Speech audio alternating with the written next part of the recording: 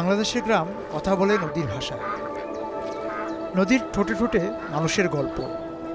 শুধুই কি মানুষের?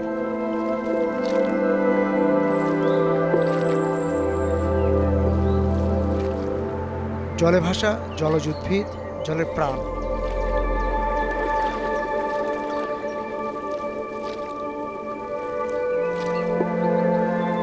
দুই কূলে যা দেখি, এক পলকের চোখের দেখায় মেঘ আলোতে আনন্দ ঝলক চোখে পড়ে।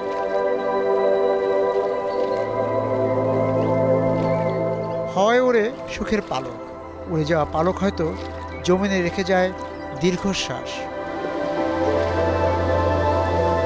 গুমট হয়ে ওঠে হাওয়া, মেঘ উদার, শুষে নেয় দুঃখ। জমিন জল সকলের অভিমানে মেঘ নেয় সুরমা রং।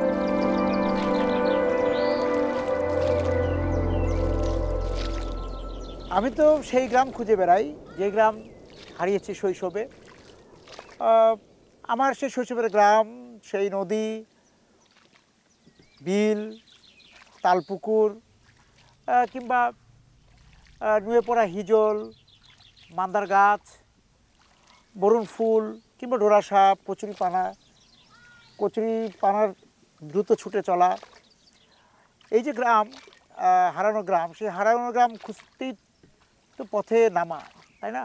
কিন্তু খুঁজে যাচ্ছি এই নড়াইলে এসে। এই যে চিত্রা নদীতে নামার পর দুই পাড়ের যে গ্রাম, সেই গ্রাম দেখে মনে হচ্ছে যে কোনো চিত্রকর এই দুই গ্রামকে নিজের মতো করে, মনে হচ্ছে যে আমি যেরকম শৈশবে গ্রামকে হারিয়েছি, চিত্রকরও সেরকম তার হারানো গ্রামকে এঁকে রেখেছেন। সেই কারণেই বুঝি এই নদীর নাম চিত্রা।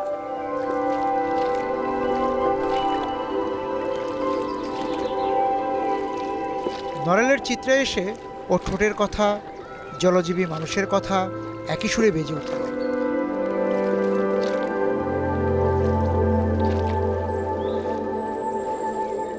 চিত্রে হয়তো জল বইছে, তার বাইরের স্রোতের কারুকাজে বদল হয়নি, কিন্তু বদলে গেছে জলকে ধরে রাখতে নদীর সামর্থ্য।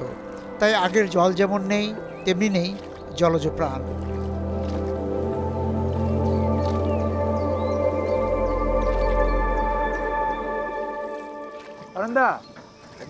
এই যে চিত্রা নদীর সঙ্গে তো আপনার সম্পর্ক আছে। এই সম্পর্কে অভিমান তৈরি হয়েছে কিনা? না, অভিমান করবো কিছু, অভিমান করা যাবে না। তার কারণ হচ্ছে অভিমান করলে তো আমাকে কোনো লাভ নাই। এই নদীতে আমরা জলাস করি, মাছ ধরি, জীবিকা নির্বাহ করি, তারপরে অভিমান করে তো কোনো লাভ হবে না। এই যে নদী এখন মাছ কম দিচ্ছে, মাছ কম দিলে আমাকে করার কিছু নাই। সে ভগবান উপর আল্লাহ যে ব্যবস্থা আমাকে দিয়ে দিয়েছে, আমাকে সেইভাবেই চলতে হয়। আর নদীর এই যে পানির স্বাদ, তো জলের স্বাদ বদলে গিয়েছে না? জলের স্বাদ তো বদলে গিয়েছে। কিভাবে বদলে? জলের স্বাদ আপনার ওই নিচের থেকে, সাগরের থেকে ওই নোনা পানিটা ঢুকে গেছে। দক্ষিণে বাতাস হলে একটা প্রেশার পরে, ওইভাবে নদীটা এইভাবে পানিটা উঠে আসে। স্বাদ বদলে যাওয়ার কারণে মাছও তো বদলে গিয়েছে না? মাছও বদলায় গেছে, মাছ কম হয়ে গেছে, অনেক রকম মাছই কম হয়ে গেছে। এখন সব যা পাওয়া যাচ্ছে মানে চিংড়ি মাছই বেশি, মানে নোনা স্বাদের মাছ। হ্যাঁ হ্যাঁ, নোনা পানিতে যে মাছ থাকে সেই আর সীমিত কিছু পাওয়া যায়। আর যে দুই পাশে গ্রাম কিভাবে বদলালো? আগে আপনার আমাকে বয়সেই আমরা দেখছি, বুঝছেন, এই যে আপনার গোবরা থেকে নড়াইল আপনার এই হাঁটু সমান কাদা থাকিছে। হ্যাঁ, কি পরিশ্রম হয়েছে। ওই বিলের ভেতর আপনার ওই নৌকা থাকতো, বুঝছেন, এই বিলগার মাথার থেকে নৌকায় উঠতে হতো। আর আপনার ওই দুফা কোলার মাথায় যে আপনার ওই নৌকা থেকে নামিয়ে নড়াইল যাচ্ছে। আর এখন পিচ ঢালা পথ। পিচ ঢালা পথ। এই যে নদীতে যাদের জীবিকা ছিল, তারা কি ধীরে ধীরে নদী থেকে সরে যাচ্ছে? সরে গেছে, অনেক জায়গায় সরে গেছে, বুঝছেন। নদী থেকে সরে অন্য জীবিকা চলে যাচ্ছে। হ্যাঁ হ্যাঁ, অন্য ব্যবস্থা, মাছ কমে যাওয়ার কারণে।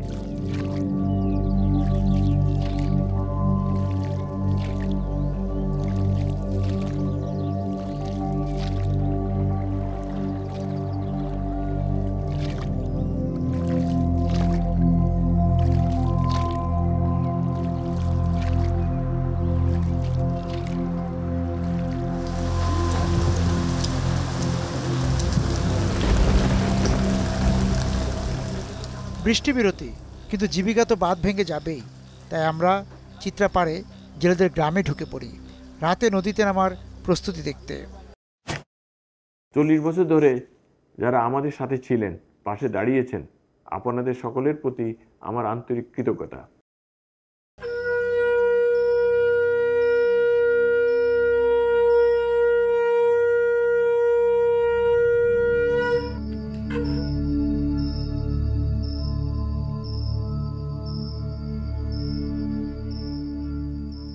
কি অবস্থা চাচা, ভালো আছেন?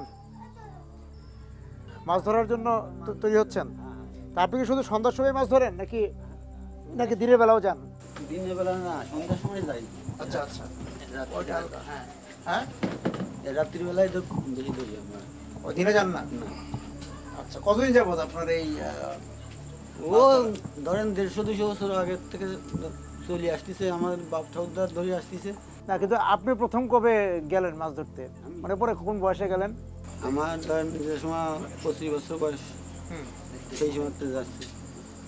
সেই সময়তে আর এখন ধরেন সেই সময় আপনি নিজে একা গেলেন, এর আগে বাবাদের সাথে নামতেন? হ্যাঁ। কিন্তু এই যে প্রথমে যে এই ভোদর দিয়ে মাছ ধরা, হ্যাঁ, এটা এটা বাবাদের কাছ থেকে শিখেছেন। মানে আপনাদের জীবন তো শুধু এই মাছ ধরার উপরই। মাছ ধরার পর আমাদের জীবন। তা আজকে যাবেন ইসে? নদীতে যাবো মাছ ধরতে। কখন যাবেন? এখন যাবেন? এখন যাবো। তা চলেন যাই দেখি। চলেন। এই তোমরা আসো, আমরা মাছ ধরতে যাবো। ওটা যাবে, চলেন।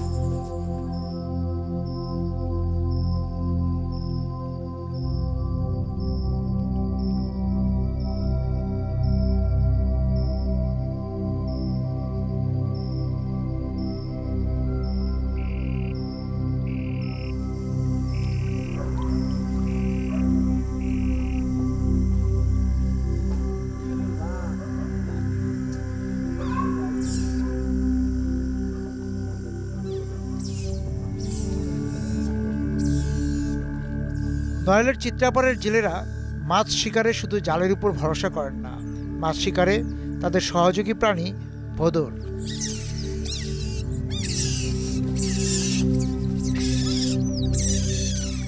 ওই ছেলেবেলার সেই ছড়া, ওরে ভোদর ফিরে চা, খোকার নাচন দেখে যা। খোকার নাচন দেখব কি? চিত্রার জলে যখন ভোদর ছেড়ে দেওয়া হলো, তখন তাদের নাচ দেখেই কৈশোরের নৃত্যের দোলায় দুলে ওঠে মন। মাছ তাড়া করে জেলের জালে আনার চেয়ে ভোদররা নিজেরাই ভোজনে মেতে ওঠে। কটা ভোদর ছাড়লেন? 3টা। এই মাছ একটা ধরছে না? ও খেয়েও ফেলছে? মাছটাকে বর্ষায় বেশি পান নাকি?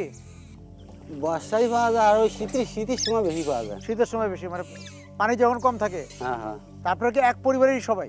না, তাহলে এক পরিবারে তাহলে এটা ভাগ হয় কিভাবে রোজগার? ভাগ হবে, এই বোর্ডের আছে 1 ভাগ, হুম। আর 4 জনের 4 ভাগ, 5টা ভাগ হয়। ও, বোটের 1 ভাগ আর 4 জনের 4 ভাগ। এই ভোদরের বয়স কত এগুলোর? এই একটার বয়স আছে 7 বছর, আচ্ছা, আর দুটোর বয়স আছে 8 বছর করে। 8 বছর করে। কিরকম দাম ভোদরের? এর দাম মনে করেন 60-70 হাজার টাকা জোড়া। জোড়া 60-70 হাজার টাকা। তা আপনাদের পাড়ায় ভোদর আছে এখন কয়টা? ওই 24টার মতন আছে। 24টা ভোদর। তা কমে যাচ্ছে আস্তে আস্তে নাকি?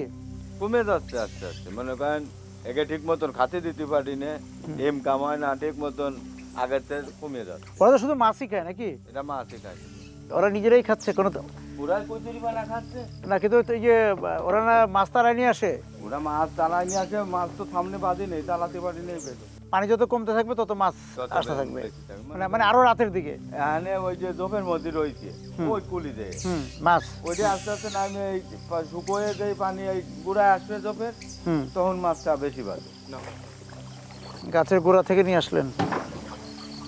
ওই গুড়ায় মাছ থাকলে লাফায় নিয়ে আসলাম, চলে আসবে না। ওই গুঁড়ো চিংড়ি উঠেছে। ও, চিংড়ি উঠেছে শুধু? বাইলে উঠছে? দাদা একটু চিংড়িটা দেখান না আমাকে। এই যে ডগরি আর গল। তাহলে তাহলে দাদা আপনারা তো আজকে সারা রাতই মাছ ধরবেন ভোর পর্যন্ত, হ্যাঁ? তাহলে আমরা তাহলে একটু বিদায় নেই আপনাদের কাছ থেকে, হ্যাঁ? আপনাদেরকে কষ্ট দিলাম, এই বৃষ্টির মধ্যেও নামলাম আপনাদেরকে নিয়ে।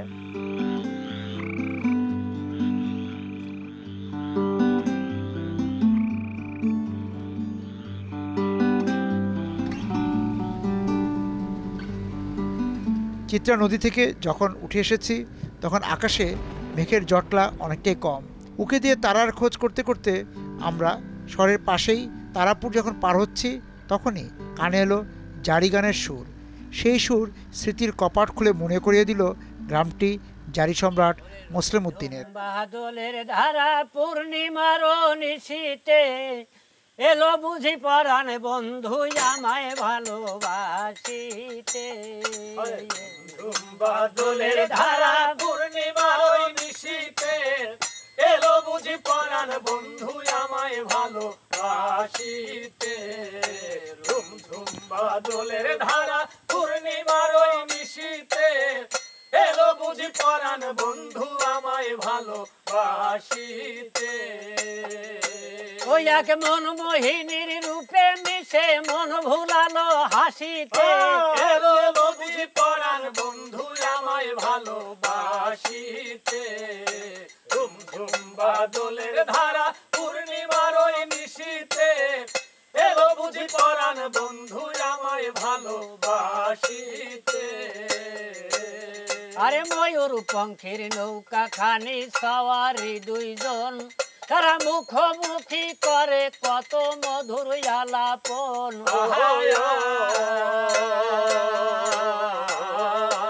ওরে আলোর ঝরনা ঝরায় যেমন আসমানের ওই শশীতে। পরাণ বন্ধু আমায় ভালোবাসিতে।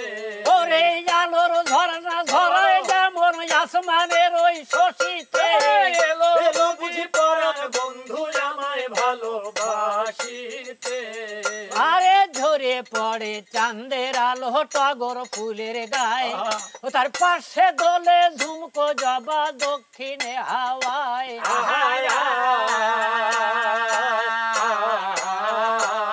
যেন গোসল করে বাদল ধরায় যাইতে আর আসিতে।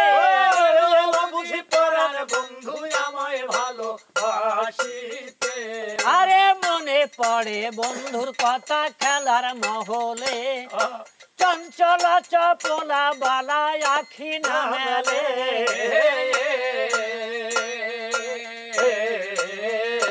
কত নিষ্ঠা মনে সঙ্গীত চলে অনন্ত রূপ ভাসিতে। বুঝি পরাণ বন্ধু আমায় ভালোবাসিতে। কত নিষ্ঠা মনে সঙ্গীত চলে অনন্ত রূপ ভাসিতে। বুঝি পরাণ বন্ধু আমায় ভালোবাসিতে। ঝুম ঝুম বাদলের ধারা পূর্ণিমার নিশীতে এলো বুঝি পরাণ বন্ধু আমায় ভালোবাসিতে। এই গ্রামের নাম তো তারাপুর না? গ্রামের নাম তারাপুর। তা আমরা আমি খুঁজছিলাম যে মোসলেম উদ্দিন সাহেবের যে গ্রাম, এটি তো সেই গ্রাম। হ্যাঁ, এটা সেই গ্রাম। শুধু নয়, আমরা যেখানে বসে আছি এটা হলো মোসলেম উদ্দিন সাহেবদের প্রাক্তন, ওনার বাবা চাচারা এখানে বসবাস করতেন। ওনারা এটা হলো তাদের পুরানো ভিটা। এই পূর্ব পাশে, এই পশ্চিম পাশে, এটা তাদের প্রাচীন ভিটা। এই জারি গানের যে প্রচলনটা কিভাবে হলো? পাক ভারত উপমহাদেশে এক সময় প্রথম জারি গানের প্রচলন ঘটে ভারতবর্ষে, যেটা দুর্গাপূজা উপলক্ষে তাদের দুদিন শ্রমজীবী মানুষরা জারি গান করত। সুনীতি ভট্টাচার্যের লেখায় এটা উদ্ভাসিত হয়েছে। এরপরে কালক্রমে যখন দ্বিজাতি তত্ত্ব রাজনৈতিক অঙ্গনে একটি নতুন আলোড়ন তৈরি করে, তখন কবিগান হিন্দুদের গান আর জারি গান মুসলমানদের গান এমনি একটা চেতনা, জাতিভেদ সত্তা তৈরি হয়ে যায়। তৈরি হয়ে যাওয়ার পরে তখন আমাদের দেশের মীর মোশাররফ হোসেন বিষাদ সিন্ধু ঠিক এই প্রেক্ষাপটেই তৈরি করেন কারবালার বিয়োগান্তক কাহিনী। তা মোসলেম উদ্দিন সাহেব কীভাবে জারির সঙ্গে আসলেন? মোসলেম উদ্দিন সাহেব প্রথম গাইতেন করতেন হলো, উনি ঝুমুর যাত্রা দলের নিজে ইমাম যাত্রা দল তৈরি করেছিলেন। 2 বছর পর এটা মানুষের মধ্যে একটি সাম্প্রদায়িক দাঙ্গা তৈরি করতে পারে, এই অজুহাতে সরকার এটাকে বাজেয়াপ্ত করে। এরপরে উনি ভাবুক গানের দল করেন। উনি চিন্তা করলেন জারিতে কেবল ওই আমি কারবালার কাহিনীকেই প্রাধান্য দিব না, সমাজ মনস্ক চিন্তা চেতনা এর মধ্যে আমাকে আনতে হবে। এ কারণে আধুনিক জারি গানের জনক হিসাবেও তাকে বলা হয়ে থাকে। যে কারণে আপনি জেনে খুশি হবেন, ফেরদৌসির যে বিশাল যে ইরানি কাহিনীকে ফেরদৌসি এইখানে শাহনামা অবলম্বনে এখানে ফুটিয়ে তুলেছেন মুসলিম উদ্দিন তার একটি জারির কাহিনী, যার নাম হলো সোহরাব রস্তম। সোহরাব রস্তমের জারিপালা এত বিখ্যাত যে বাংলাদেশের উপকরণকে ব্যবহার করে উনি সোহরাব রস্তমের কাহিনীকে বাংলার কাহিনী হিসেবে উপজীব্য করে মানুষের সামনে 1 ঘন্টার একটি কাহিনী উনি উপস্থিত করেছেন, যেটা ভালো লাগলো। আমরাও খুবই আনন্দিত যে আমরা এই নড়াইলে ঘুরতে ঘুরতে এখানে আসলাম, এই তারাপুর গ্রামে আসলাম এবং মোস্তফা সাহেবের গান শুনতে, যদিও আপনি বললেন অনুষঙ্গ, তাও তো আমরা কিছুটা তো স্বাদ পেলাম। তা আসি, দেখা হবে। জি, দেখা হবে। ধন্যবাদ আপনাদেরকে।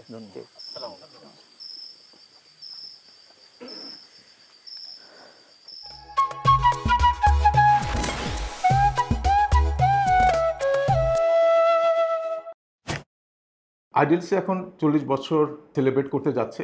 এটা একটা চমৎকার একটা মাইলস্টোন, এবং আমি আশা করছি যে এভাবে যে ধারাবাহিকতার মাধ্যমে পারফরমেন্স এবং কোয়ালিটি ডেলিভার করেছে সেটা যেন সামনেও করে যাবে।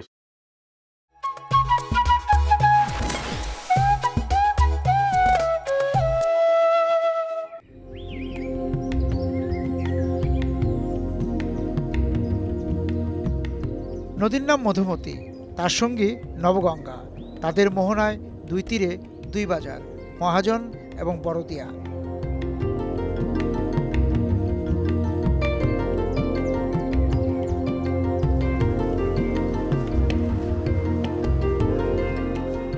নবগঙ্গার ভাঙনে মহাজন বাজারের সেই দাপট নেই। হাকডাকের স্বর নিচে নেমে গেছে ভাঙনে নবগঙ্গার কাছে একের পর এক দোকানের সমর্পণ দেখে। এই যে বড়দিয়া বাজার, মহাজন বাজার, এটার তো একটা ঐতিহ্য আছে। সেই মানে একসময় তো খুব জমজমাট হাকডাক ছিল।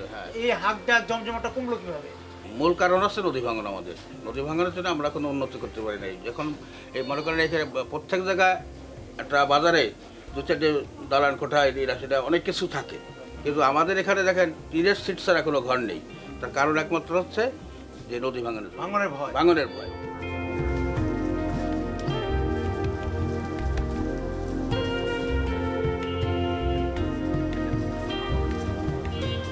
আমরা ধরো একটা বাড়ি প্রথম চলে গেছে, আমার ঠাকুরদাদার বাড়ি, পরে আমার বাবা একটা করেছে, সেটা চলে গেছে, পরে আমিও একটা ছোট করেছিলাম, সেটাও চলে গেছে, আবার দোকানও চলে গেছে। হ্যাঁ, দোকানও চলে গেছে।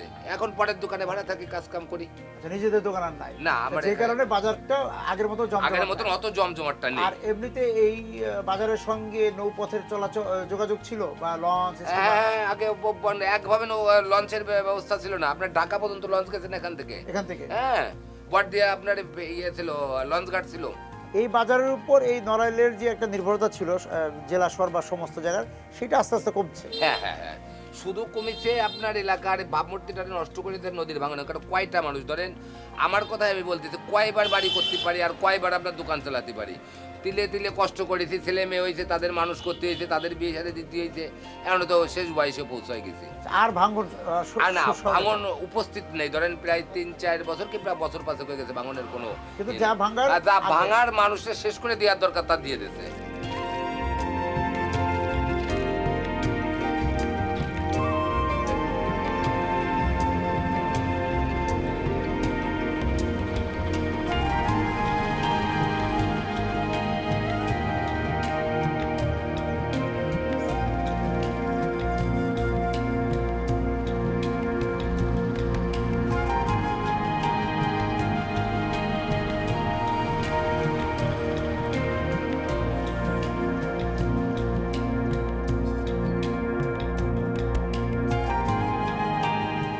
নবগঙ্গা মধুমতির মোহনা পেরিয়ে বড়দিয়া বাজারে গিয়ে ক্ষয়িষ্ণু এক হাট বাজারের সঙ্গে দেখা। হাটের সেই অহমিকার ছিটে ফোটা নেই, শুধু ভাঙনের সুর। নতুন করে মহাজনী হাক দেবার মুরদও হারিয়েছে এখনকার বনেদি বণিকেরা।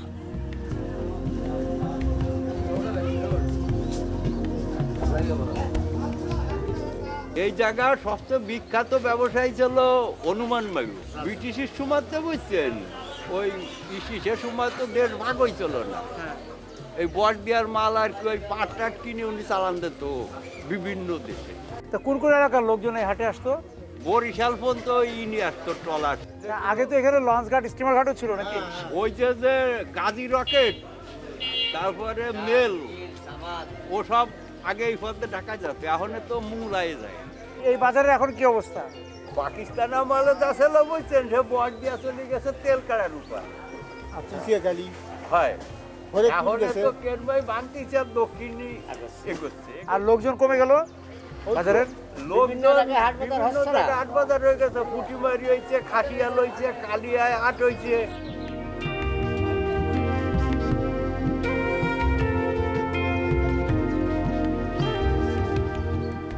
আপনাদের ব্যবসা কতদিনের? আমাদের ব্যবসা আজীবনকালের ব্যবসা মনে করেন। আচ্ছা, মানে আমরা আছেন সর্বপুরনো দোকানদার এখানকার? এবং এখানকার সর্বপুরনো দোকানদার আমরাই। তখন তো জমজমাট ব্যবসা ছিল। তখন জমজমাট ব্যবসা ছিল। এখন ব্যবসা আগের থেকে 16 না আগে যে বেচলে এখন একানা বিক্রি হয়। কেন এই অবস্থা হলো কেন? নদী ভাঙনের জন্য? নদী ভাঙনে এখন সব জায়গায় যাতায়াত যোগাযোগ ভালো, আজকাল মানুষের ঘরে ঘরে মাল পৌঁছায় যাচ্ছে, যে কারণে এইটার যে একটা এই কারণে বর্দের বাজার বিলীন হয়ে যাওয়ার পথেই এখন। কারো হাতে ট্রানজিস্টার দেখলে মনে পড়ে পথে দেখা এক চারু মিয়ার কথা। দিনের 24 ঘন্টা রেডিও তার সঙ্গে ছিল। গ্রামে গ্রামে ঘুরে বেড়াতেন রেডিও বুকে জড়িয়ে। তেমনি একজনের সঙ্গে হঠাৎ দেখা মধুমতির পারে। কি আপনি রেডিও শুনছেন নাকি? তাই সবসময় শুনেন রেডিও? তাই মানুষ তো রেডিও শোনা ছেড়েই দিচ্ছে। তবু আমি ছাড়িনি। আপনি ছাড়েননি? কতদিন যাবত শুনেন রেডিও? 15 বছর। 15 বছর। কি কি শুনেন রেডিওতে? রেডিও ভালো ভালো অনুষ্ঠান শুনি আর কি, যেমন? নাটক, গান, বেশি রবীন্দ্রসঙ্গীত শুনি। রবীন্দ্রসঙ্গীত শুনেন? কোন কোন কেন্দ্র? শুধু খুলনা শুনেন না? খুলনা, ঢাকা, ভারতের মৈত্রী। ও, সব শুনেন। এই যে কাজ করেন সারাদিনের, এর মধ্যে রেডিওর সঙ্গে থাকে? হ্যাঁ, সবসময় রেডিও থাকে। রেডিওটাও তো সেই দিনের ওটার ইয়ে আছে।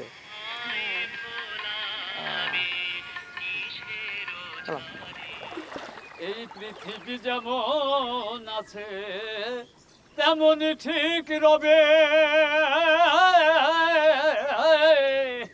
সুন্দর এই পৃথিবী ছেড়ে চলে যেতে হবে। ট্রানজিস্টার দেখে মন পিছু হাঁটতে শুরু করে। নদী পাড়ি দেবার সময় কানে ভেসে এলো যেন সেই সুর, সেই গান। জানিতে চাই দয়াল তোমার আসল নামটা কি। বিজয় বলে মনের কথা, কই আমি খাঁটিভাবে পাগল নই। আমার গোল বেঁধেছে মনের মাঝে, কাজেই পাগল হই। যত বড় হোক না কেন রাজা জমিদার, পাকা বাড়ি জুড়ি গাড়ি ঘড়ি চেষ্টা। মনে পড়লো বিজয় সরকারের কথা। তার সুর টেনে নিয়ে যায় ডুমদি গ্রামে, কিন্তু বিজয় সরকারকে পাই কোথায়? পেয়ে যায় তার শিষ্য মঙ্গলকে। চন্দ্র সূর্য গ্রহ তারা আকাশ বাতাস জল, যেমন আছে এই পৃথিবী রইবে অবিকল। মাত্র আমি আর রইব না কেবল জনপূর্ণ ভাবে, সুন্দর এই পৃথিবী ছেড়ে চলে যেতে হবে। নমস্কার বাবু, আছেন ভালো? এই আছি ভালো। আপনি কোথা থেকে আসছেন? ঢাকা থেকে এসেছি। আপনি বিজয় সরকার কি হন? আমি তার নাতির ছেলে। ও, তার নাতির ছেলে? ও, নাতি ছেলে, আমার মার বড় চাচা। ও, আপনার মার বড় চাচা? বড় চাচা। এটা আমার মামা বাড়ি। ও, এটা আপনার মামার বাড়ি। তো এই যে বিজয় সরকারের যারা শিষ্য ছিলেন, অনুসারী ছিলেন বা অনুসারীদের কি অবস্থা এখন? এখন তো তানার যে অনুসারী মূলত আমরা তো এখন বিলুপ্তর পথে। কিন্তু বিজয় সরকারের যে পাণ্ডুলিপি ওগুলি আছে, এবং ওই গান করেন কেউ? বিজয় সরকারের যে মূলত সুর, বিভিন্ন লোকে বিভিন্ন কায়দায় গান বলে গায়, কিন্তু কই মঙ্গলবাবু আছে, এধারে কানাই বাবু আছে, এদের কাছে অরিজিনাল যে ভাবধারা সেটা এদের ভিতর আছে। তার যে ভাব শিষ্য, ওই সম্পর্কে মানে যে একটা যে তার যে কবিত্ব ভাব, হ্যাঁ, সেটা আর কি হয় না। সেই বাউল ঘরানার এটা এখন আর নাই। ঠিক আছে, নমস্কার।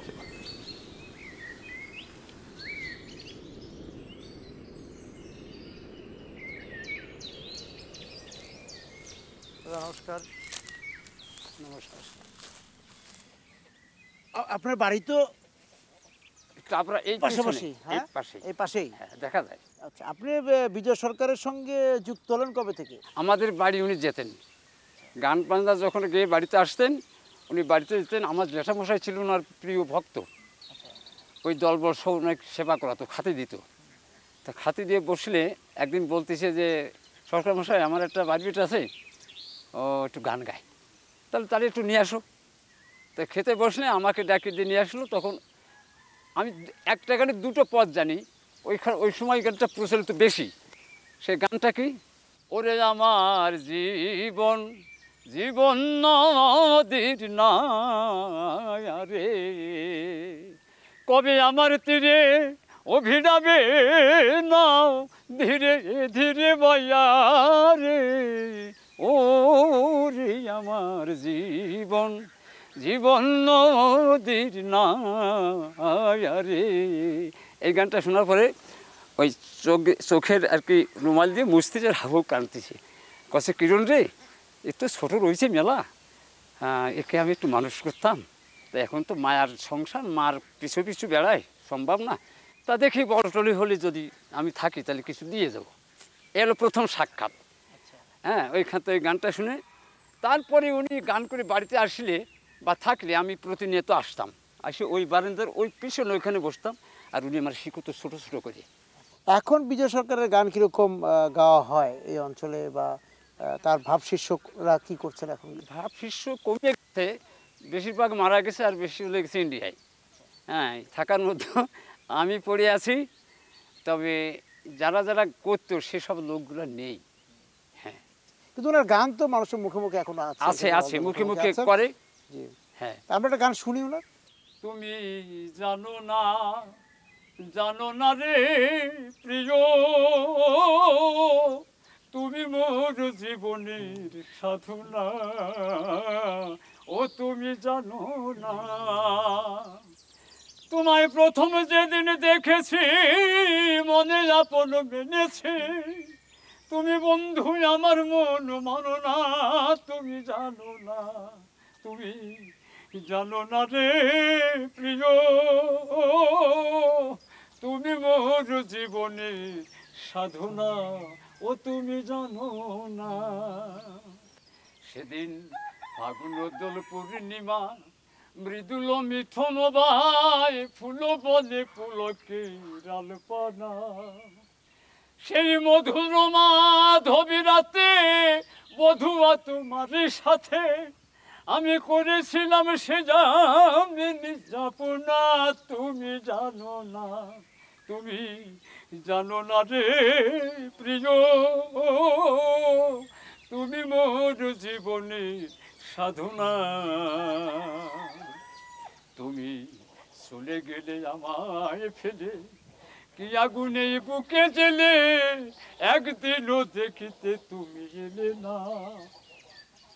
তোমায় পেলে মোর দুঃখের কুঠিরে, দেখা যেতাম বক্ষ চিরে, তোমায় পেলে মোর দুঃখের কুঠিরে, দেখা যেতাম বক্ষ চিরে, বুকের জ্বালা জ্বলে কি যাতনা, তুমি জানো না, তুমি জানো না রে প্রিয়, ও তুমি মোর জীবনের সাধনা, তুমি জানো না রে প্রিয়, ও তুমি মোর জীবনের সাধনা।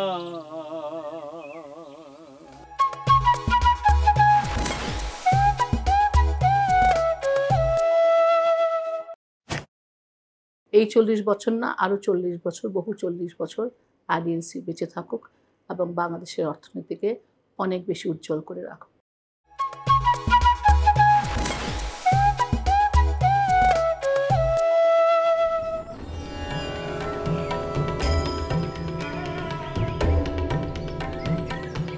লাল মিয়ার বাড়ি যায়।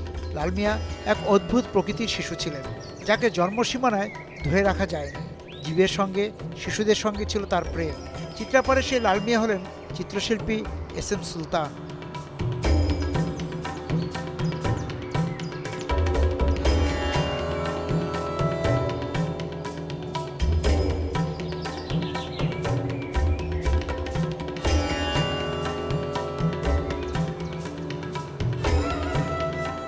নড়াইল এলে তার বাড়ি, তার শিল্পকর্মে একবার চোখ বুলিয়ে না যাওয়া অস্বস্তি। কৃষক শ্রমজীবী মানুষকে ভিন্ন চোখে দেখে তাদের জীবনের সচ্ছলতার স্বপ্ন জাগিয়ে রাখতে সুলতানের কাছে ফিরতেই হয়।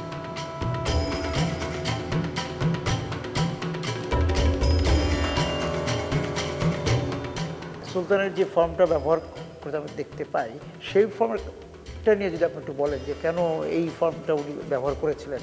তিনি মানে সারা পৃথিবীতে যত কৃষকের ছবি আঁকছে তো উনি মনে হয় সবচেয়ে বেশি আঁকছেন। প্রায় আমার ক্ষুদ্র জ্ঞানে যতটুকু নলেজ আছে তাতে করে প্রায় 200 ছবি আঁকছে।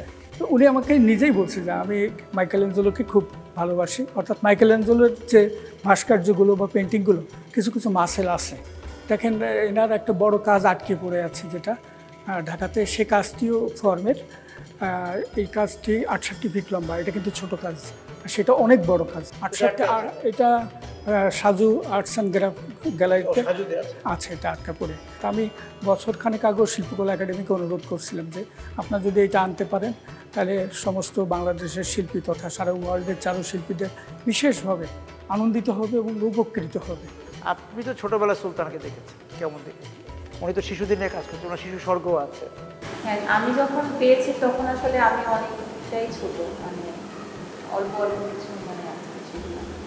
তো আমরা তো সাইজেও ছোট ছিলাম, তো মাথা উঁচু করে দেখতাম, মানে লম্বা লম্বা পোশাক আর একটু অন্য ধরনের। আমরা প্রচণ্ড আনন্দ করতাম আসলে শুক্রবারটা এখানে। আমাদের ছোটোবেলাটাই অনেক সুন্দর একটা সময় কেটেছে। ওনার যে নৌকাটা আছে শিশু স্বর্গ, ভ্রাম্যমাণ শিশু স্বর্গ, ওইটার যে লাস্ট যে ভ্রমণটা ওটাতে ছিলাম। মানে সুলতানের সঙ্গে নৌকা ভ্রমণ চিত্রা নদীতে।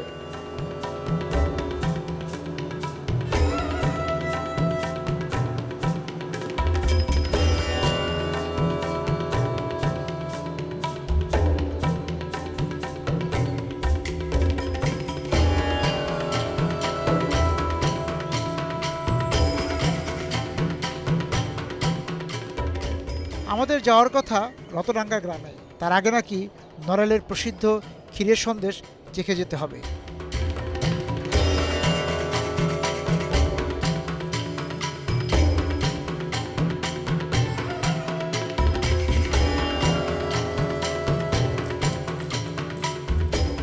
খবর এসেছে ক্ষীরের সন্দেশ তৈরি শেষ।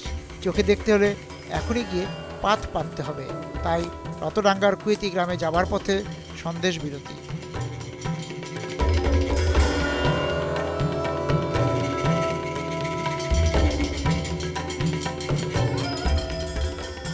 সন্দেশ বা এই যে প্যারা, এটা আপনি কবে থেকে তৈরি করা শুরু করেন? এটা কি শুরু থেকেই নাকি? শুরু থেকেই। প্রতিদিন কতটা মানে কত লিটার দুধের সন্দেশ তৈরি করেন আপনি, প্যারা সন্দেশ? 50 কেজি দুধের প্যারা সন্দেশ তৈরি প্রতিদিন। তো এইটা তো আবার চাহিদা বাড়ে কমে, কখনো বাড়ে কখনো কমে। কোন সময়টা বাড়ে প্যারা সন্দেশের? শীতের সিজনে বেশি, শীতের সময় বেশি বিক্রি হয়। নতুন গুড় সেই সময়টা বেশি। যখন নতুন গুড় আসে তখন প্যারা সন্দেশ চাহিদা বাড়ে। এখন একটু কম। তো যারা আপনার এই যে এই সন্দেশ পছন্দ করে, প্যারা সন্দেশ, তারা কি সরাসরি এসে কিনে না আবার অনেকে অর্ডার দিয়ে অনলাইনের মাধ্যমে তখন বিক্রি হয়? না, আমি অনলাইনে বিক্রি করি না, সরাসরি বিক্রি করি। প্রতিদিন এটা প্রতিদিন শেষ হয়ে যায়? প্রতিদিন হয়তো কোনো দিন 2-1 কেজি থাকে, পরের দিন ওইটা আগে বিক্রি করি।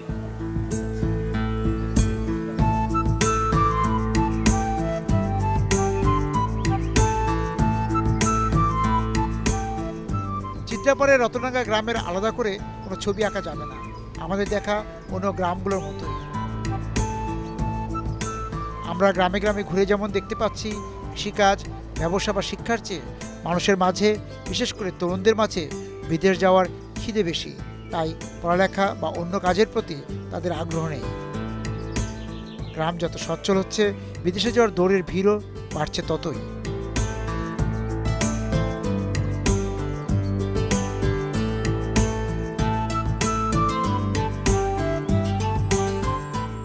এই গ্রামের মানুষ আসলে কুয়েত যাওয়া শুরু করলো কবে থেকে? অনেক আগে, ধরেন 30 বছর আগের থেকে। আপনাকে দেখা দেখে অন্যরা গেল না আপনিও কারো দেখা দেখে? আমিও, আরও আমাদের বড় ভাইরা ছিল, ওদের দেখা দেখে আমিও গেছি। এখন কি পরিমাণ লোক এই গ্রামের কুয়েতে থাকে? 500-600 লোক হবে বিদেশ থাকে। প্রতিটা ফ্যামিলিতে ধরেন 2 জন 3 জন 4 জন 5 জন এরকম।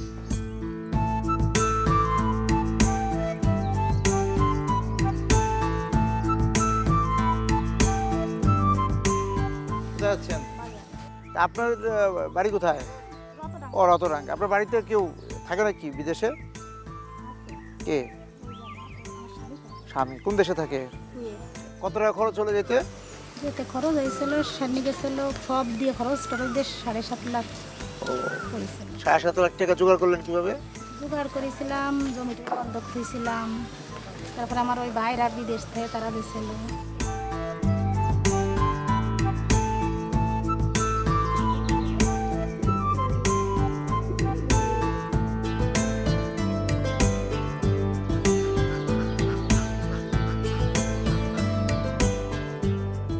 কেমন আছেন? কি করেন আপনি? আমি বাইরে থাকি। বাইরে থাকেন? কোথায়? কুয়েতে। কবে আসলেন? আমি আসি আজ 21 দিন। আর যাচ্ছেন না? না, যাবো, ছুটিতে এসে। ও ছুটিতে? কয়দিনের ছুটি আপনার? আমার 3 মাসের ছুটি। তো কবে গেলেন, কতদিন থেকে তারপর আসলেন? আমি 8 বছর গেছি। 8 বছর? 8 বছরে 4 বার আইছি। তো 8 বছরে আপনার পরিবারে কি পরিবর্তন হলো, কি কি করলেন দেশের? একটা বাড়ি করেছি, একটা জমি কিনেছি। ছেলে মেয়েদের লেখাপড়া? ও 2-3 ছেলে লেখাপড়া করে। এই ছেলেদেরকেও কি আবার এই বিদেশ নিয়ে যাওয়ার পরিকল্পনা আছে? বড়জনটা নিয়ে যাওয়ার একটা পরিকল্পনা হয়েছে। আচ্ছা, বড়জনকে নিয়ে যাবেন? আপনি নিয়ে যাবেন বড়জনকে, আর বাকি দুজনের দায়িত্ব বড়জনের। হ্যাঁ।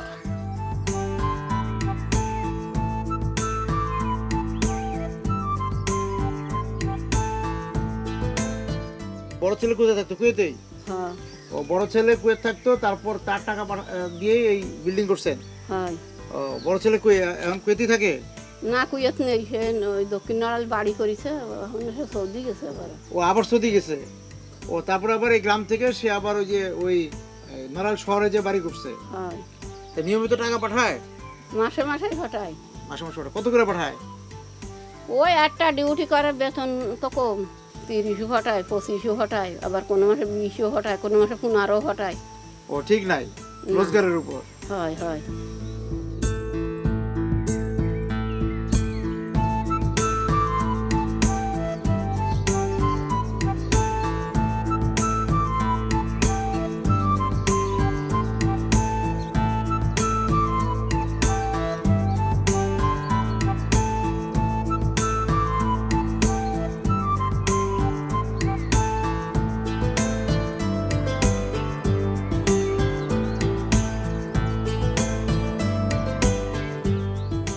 কোন জল মেটাতে পারে মানুষের তৃষ্ণা? এই যে আমরা চিত্রা মধুমতির কাছে এলাম, তারপরও মনে হচ্ছে যে আমাদের তৃষ্ণা মেটেনি। লালনের তৃষ্ণাও বা পিপাসাও মেটাতে পারেনি নদী মেঘনা। আমরা আগামী পর্বে কুষ্টিয়া যাচ্ছি। লালনের কাছে জানতে চাইব কোন সে জল মেটাতে পারে মানুষের তৃষ্ণা।